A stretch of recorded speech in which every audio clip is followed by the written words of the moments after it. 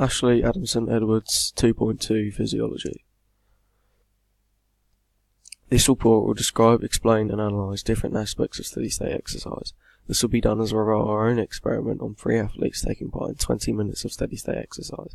The aspects covered in the test will be blood lactate levels to give an indication of which any system is being used, blood pressure and heart rate to measure the effects of the cardiovascular system, breathing rate and oxygen saturation to measure how the respiratory system adapts to steady-state exercise, and finally the Borg scale to see how hard the athlete thinks they are working.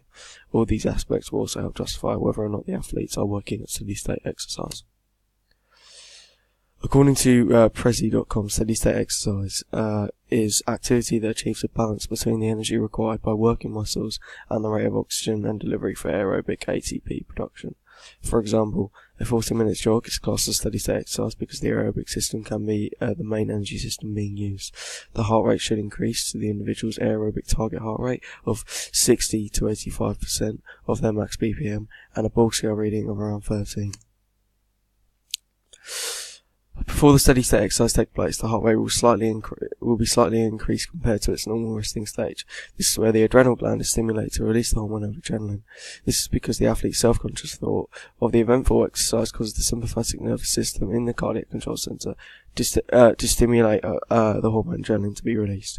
Once this is released from the adrenal gland, the SA node in the heart is stimulated to contract the heart at a quicker rate.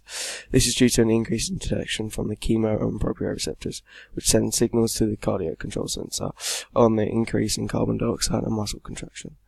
As a result of this, the sympathetic nervous system causes the stimulation of the SA node at an even quicker rate, so that exercise intensity is matched. However, once the athlete starts the exercise, the heart immediately increases due to an increase in detection response to the sympathetic nervous system. For example, the body's temperature will slightly increase as heat is released from the working muscles' contractions. This is a detection by the thermoreceptors, causing the sympathetic nervous system to stimulate the SA node in the heart to contract quicker. Whereas, if the body was working anaerobically instead of aerobically, then the sympathetic nervous system would be indicated to stimulate the SA node at a higher intensity, as more detections are being made, like an increase in carbon dioxide. Once the heart rate is increased enough to match the intensity forced on the body from steady-state exercise, the heart rate will plateau, because according to Polar.com, an appropriate supply of oxygen to sustain the metabolic demands of physical activity. Finally, once the athlete has stopped working steady-state exercise, the heart rate will rapidly decrease compared to anaerobic exercise, where there will be oxygen debt to pay off. Therefore, the heart rate will return to its normal levels. According to Adamson-Edwards, stroke volume is the amount of blood pumped by the left ventricle of the heart in one contraction. Therefore, due to blood being circulated around the body due to the increase in muscle movement in steady-state exercise, more blood will fill the heart after every contraction. As a result of this, more blood is forced out of the left ventricle during one contraction, and in turn stroke volume is initially increasing. However, as stroke volume has increased to as much as it can, it begins to plateau until the end of exercise. This is because, according to BMG.com, a decrease in the diastolic filling time that occurs during exercise of increasing intensity. The average stroke volume for an adult is around 70 milliliters. However, stroke volume is impacted by aspects such as venous return, which is the amount of blood returning to the heart after either circulating around the body or through the respiratory system. In addition, the stroke volume can also be affected by extensive cardiac muscle contraction, which would be occurring during steady-state exercise. As a result of these aspects, blood flow increases to the heart and therefore stretches to an increased venous return and cause an increase in stroke volume. Starling's law is a discovery made by Frank Starling that the more the heart is filled with blood, the more force will be exerted by the contraction of the heart. Due to this, stroke volume will be increased as more blood will be contracted out of the aorta via the left ventricle. However, this law is dependent on the fact of the venous return, which is how much blood is flowing to the heart after travelling around the body. Therefore, the more venous return, the higher amount of force is generated by heart contraction, and in turn an increase in stroke volume. Cardiac output is the amount of blood exerted from the heart over the course of 1 minute. Therefore, if there is an increase in stroke volume, then there will be an output. It is initially increased due to the anticipated rise, causing an increase in heart rate and stroke volume. As the athlete starts to exercise, both these factors, heart rate and stroke volume being increased, cause the cardiac output to increase even more.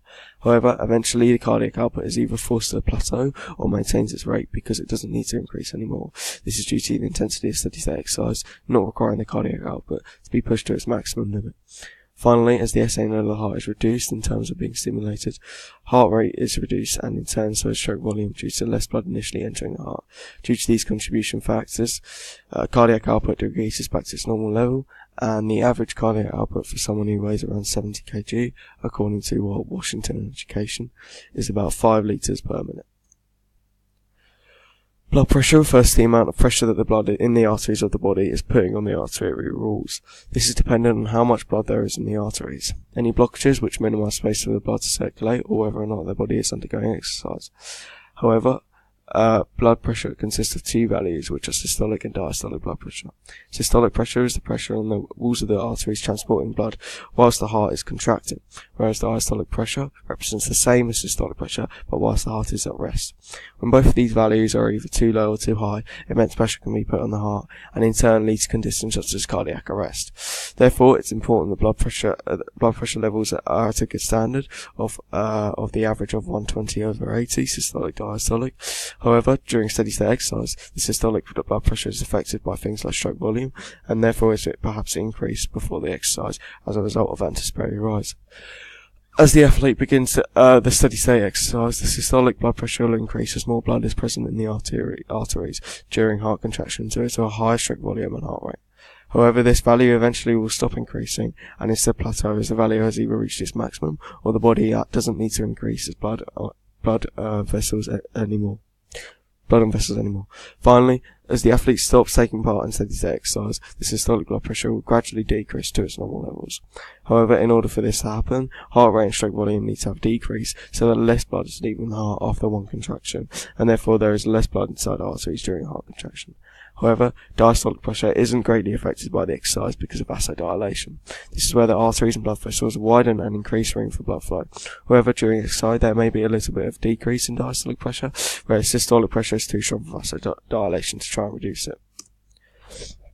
Vascular shunt, according to greatrevising.co.uk, is referring to the distribution of blood around the body.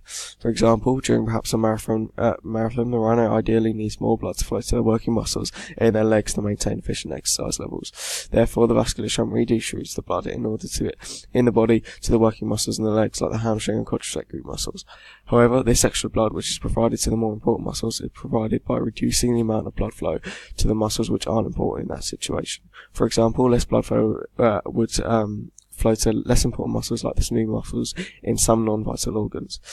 The way in which the vascular shunt is indicated, where to reduce and increase blood flow at different locations, is due to many different receptors around the body. However, mainly the proprioceptor, which detects bodily movements. For example, many proprioceptors would be detecting an increase in movement in the marathon runner's leg muscles, like the hamstring and quadriceps. These receptors would then send a signal to the vascular shunt to increase blood flow to the leg muscles. Vasoconstriction is where blood vessels become thinner rather than dilating and widening. The reason for this happens is so that the body can preserve heat and therefore keep the body's temperature at a healthy standard.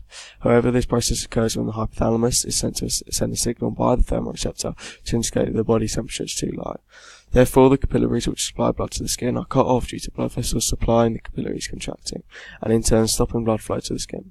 As a result of this, less heat is lost from the body via the skin, and this is vital for exercise, as the heart enables us with a faster reaction time, and attempts to avoid tension out on working muscles by low temperature.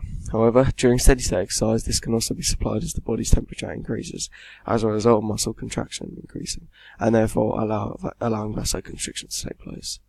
Vasodilation, however, is where blood vessels widen as they dilate. This widens the vessels and therefore decreases diastolic blood pressure during exercise. Additionally, during steady-state exercise, vasodilation enables the body to cool down, as therefore they are working at steady temperature, which is optimal for exercise performance. This takes place due to the vasodilation causing blood to be easily circulated around the body to places where heat can easily be lost, like the skin.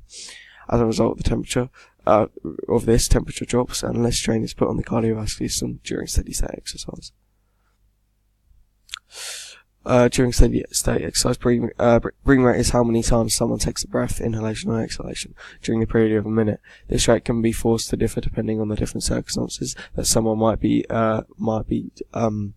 encountering during steady state exercise. However, before steady state exercise begun, the process of anticipatory rise for exercise causes the breathing rate to increase as the body is preparing for itself for exercise as a result of volitional control. Once the athlete has started the aerobic exercise of steady state exercise, the breathing rate increases to ensure that the working muscles of the body, which are now working harder, get the increased demands they need. However, once these demands are met at an average of 20 to 30 breaths per minute, the body is provided with a fast enough rate at which oxygen and carbon dioxide can enter and leave the body. Therefore, the breathing rate then plateaus for the rest of the exercise, as the intensity of steady state shouldn't change drastically. Otherwise, the athlete wouldn't be working at a steady state. However, once the athlete has finished their exercise, the breathing rate rapidly decreases due to the low amount of oxygen that needs to be paid back. This is when, because the body was working aerobically, the working muscles of the body have been sufficiently supplied with oxygen, and therefore there is no need for a high breathing rate to be maintained. However, the breathing rate for an athlete would undergo the same steps as it explained previously, but at a better rate. For example, their breathing rate wouldn't increase as high as someone who doesn't exercise as much as them, due to a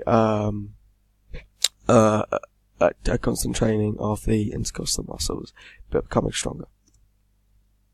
Tidal volume is the amount of air that is breathed in and out of the respiratory system after one breath, according to ncbi.com. Tidal volume is a healthy adult male is approximately 500 milliliters, and a healthy adult female is approximately 400 milliliters, but can also be altered to fit physiological needs. As mentioned in the quote previously, the tidal volume is altered to meet the demands or needs of steady state exercise. For example, as the athlete starts their aerobic exercise, the tidal volume increases and more oxygen is required to fuel the working muscles. By increasing the tidal volume, there would be a higher diffusion gradient or difference in partial pressure between the blood capillary and alveoli inside the lungs. Therefore, during steady state exercise, tidal volume is increased as larger amounts of oxygen can be diffused into the blood for the working muscles. Additionally, there are larger amounts of carbon dioxide being diffused out of the blood with the increased tidal volume. As a result of this, there is less carbon dioxide in the blood, and muscles can work more effectively.